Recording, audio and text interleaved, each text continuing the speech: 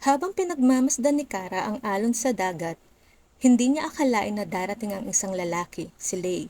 Handa na sana niya itong kalimutan. Si Lay lang naman ang lalaking nag-iwan sa kanya sa ere, ang taong dumurog sa kanyang puso, at hindi akalain ni Kara na nandoon din ito. Am I dreaming? Nakatayo ba talaga siya sa harapan ko? Tanong ni Kara sa sarili. Parang nawawala na naman sa katinoan ang isip niya. Hindi niya inalis ang tingin niya kay Lay. Baka kasi isang ilusyon lang ito. Ngunit, biglang nasilaw ang kanyang mga mata sa sinag ng araw. Pumikit ang mga ito. Sa muling pagdilat ng kanyang mga mata, nakatayo talaga si Lay sa harapan niya, habang nakatitig sa kanya. Napatras ang mga paa niya. Totoo nga na naputol kaagad ang salitang nasa isip ni Kara. Naglakad si Lay palapit sa kanya. Gusto niyang tumakbo palayo kay Lay. Pero bakit? Bakit parang lumubog ang kanyang paa sa buhangin? Bumilis ang tibok ng puso ni Kara. Hindi siya makatingin kay Lay. Nang biglang, hinawakan ni Lay ang mga kamay niya. Nagkatitigan sila. Ngumiti si Lay na mas lalong nagpabilis ng tibok ng puso niya. Nalanghap niya ang amoy ng pabango ni Lay na ganun pa rin sa dati. Hindi alam ni Kara kung ano ang gagawin niya. Itutulak ba niya si Lay palayo? Sasampalin ba niya? Susumbatan ba niya? Hindi na rin niya alam kung anong dapat niyang maramdaman. Pero sigurado siyang sa punto na iyon ay hindi niya kayang ipahayag ang sarili niya dahil sa kilos ni Lay. Hayaan mo akong samahan ka, sabi ni Clay kay Clara. Hindi makapagsalita si Clara sa sinabi nito. Dahil na rin siguro nakikita na naman niya ang sincerity ni Lay. Pwede bang humingi ng pabor? Muling sabi na naman ni Lay. Bakit tinititigan lang siya ni Kara? Dahil ba sa mga mata nitong puno na naman ng lungkot? Natatangay na naman ba siya sa mga mata ni Lay parang nangungusap?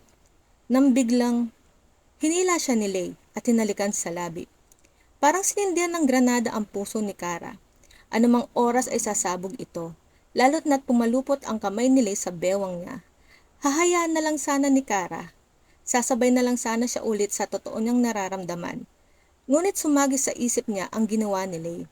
Tinulak niya si Lay palayo sa kanya. Patawarin mo ako, Kara, sabi ni Clay. Hindi ko maibigay ang hinihiling mo. Naaalala ko ang lahat.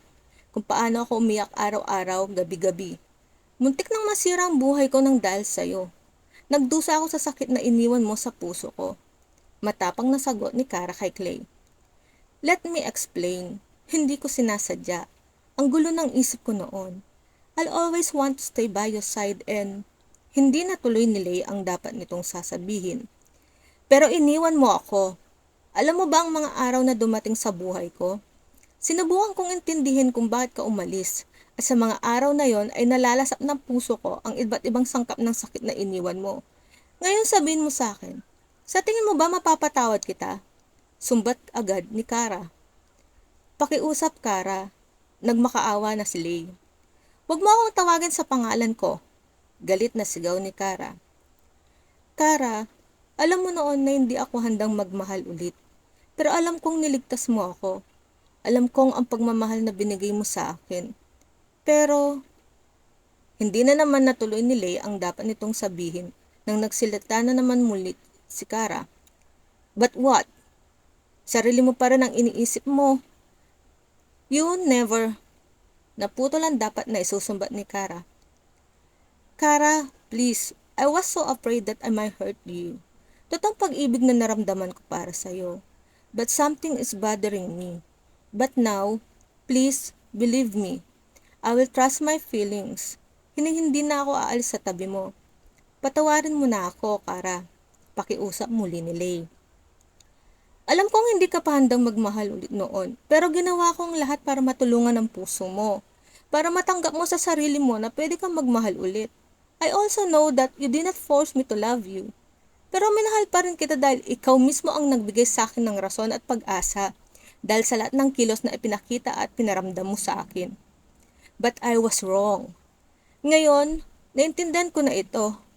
Na rin ang tamang oras para tuparin ang huling mensahe mo sa akin. Napatay ka na at patay na rin ako.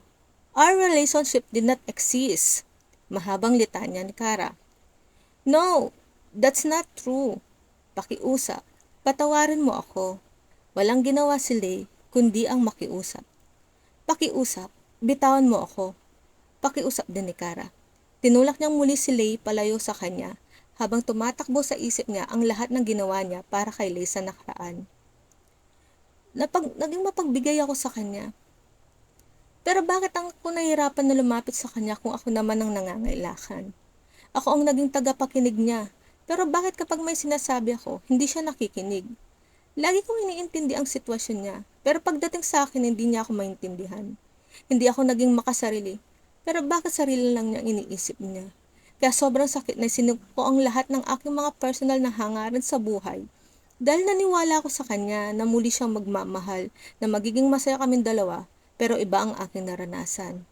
Sinabi ko rin sa sarili ko na kailangan ko magkaroon ng walang katapusang pasensya para walang gulo upang mapatanili ang kapayapaan sa aking puso at ang aking relasyon sa kanya. Pero iniwan pa rin niya ako. Naging mabuti at masipag ako nag-alaga sa kanya. Pero bakit niya ako kayang alagaan? Akala ko, nagawa ko ng lahat. Tanggap ko kung ano ang papel ko sa buhay niya. Alam ko rin naman na pinili kong tulungan siya mag-move on, kaya wala akong dapat ireklamo. Kailangan kong panindigan ang desisyon na ginawa ko noon. Pero tao ako, may nararamdaman ako. Hindi ako manhid. Nasasaktan din ako. Napapagod din ako. Kaya hindi ko masisi ang sarili ko na umabot sa puntong parang ayaw ko na. Parang hindi ko siya kayang tanggapin muli at patawarin. Tuluyang iniwan ni Kara si Lay kahit ang totoo ay mahal pa rin niya ito. Gusto niyang maranasan din ni Lay ang sakit na ginawa niya sa kanya. Ang tanong, masaya ba talaga sa ginawa niya? Kung kayo si Kara, gagawin niyo rin ba ang ginawa niya?